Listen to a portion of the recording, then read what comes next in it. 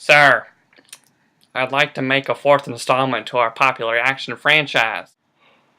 Okay. Who should be in it? Jeremy Renner, of course.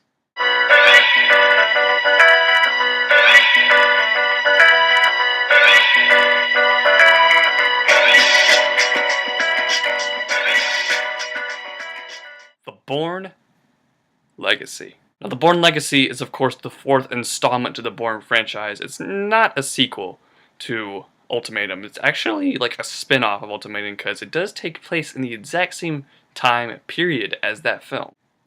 Now, this movie follows the story of Aaron Cross, played by Jeremy Renner, and he isn't actually a part of Treadstone. It's a different organization that's just as corrupt and whatnot. And basically what's going on is that they shut down this whole organization and they want to get rid of all the evidence that it ever existed, and that means the people who work for it. So they go off and try to kill all those people. Jeremy Renner escapes some attempts of being killed and of course now is on the...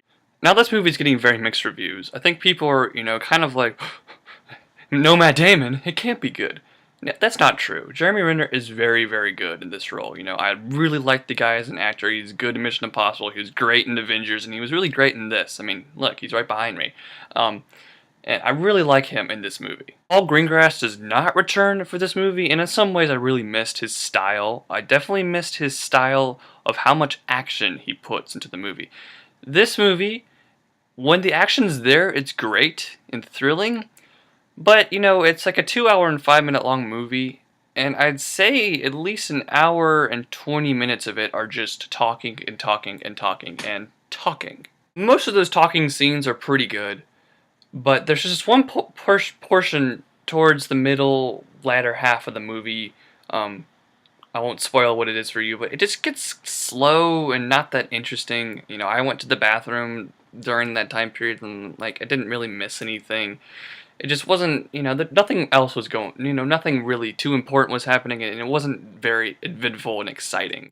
Rachel Weisz is kind of playing the love interest of sorts in this movie, not much until the very end. She's really good, I really like her, and Edward Norton's also in this movie, and he is very good, but he has absolutely nothing to do. I mean, that character could have not been in the movie at all, and it wouldn't have mattered. I mean, he just has nothing to do in this film. The plot is also a little convoluted. It's kind of confusing, and, everything doesn't quite add up while you're watching the movie, which is quite a problem. First off, the cinematography in this movie is brilliant. I mean, especially at the beginning when they had this whole sequence in Alaska, you see someone in the trailer. It's just beautiful to look at. Also, the special effects or practical effects or whatever they're using for effects in this film were so very well done. And the action in this movie, even if there isn't a lot of it, when it's there, it's great. Especially the, I'll say, climax of the movie. It's not exactly a climax, you'll know what I'm talking about if you go see it. But the big action sequence in this movie, I don't understand how people are saying that there's only about 15 minutes of action in this movie. That one action sequence was at least 20 to 25 minutes long. It's thrilling, it's very, very fast-paced, and that was just a great multiple scenes. Yeah, you know what I'm talking about. I did miss Matt Damon in this movie. I mean, I wanted him to show up at some point. I'm like, come on, make a cameo or something. He doesn't. It's unfortunate. That might be a little bit of a spoiler to some of you, but I didn't miss Matt Damon, but Jeremy Renner is definitely a suitable replacement for Matt Damon, and this was still a very fun movie. I would highly recommend going to see it. I'm going to give The Bourne Legacy an 8 out of 10. I would actually highly recommend it. It seems like I just pointed out some more of the negative things, but it's a very well made movie, and it's definitely a suitable installment to the Bourne franchise. So please rate, comment, subscribe, and check out all my other movie reviews. Parham, signing off.